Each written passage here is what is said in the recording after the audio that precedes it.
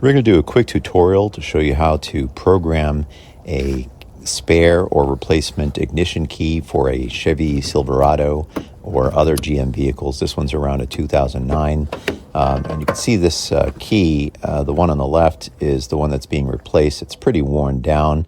A lot of times these keys will work fine in the door but not work in the ignition. And over time they'll all tend to wear down a lot and not work anymore.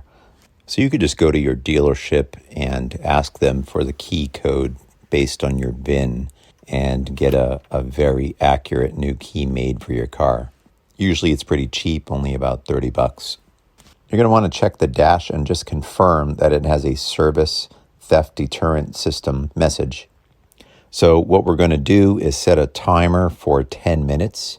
You're going to have to do this sequence 3 times for a total of about 30 minutes. And the timing needs to be pretty exact. You'll notice after 10 minutes the security icon turns off. Make sure that you wait about 5 to 10 seconds in between doing each of these cycles.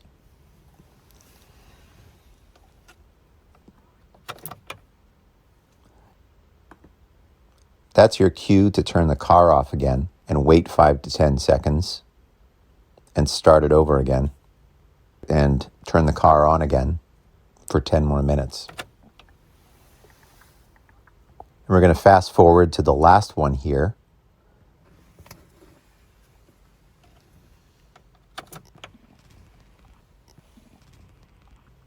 And you'll notice that the car starts right up after just a few seconds.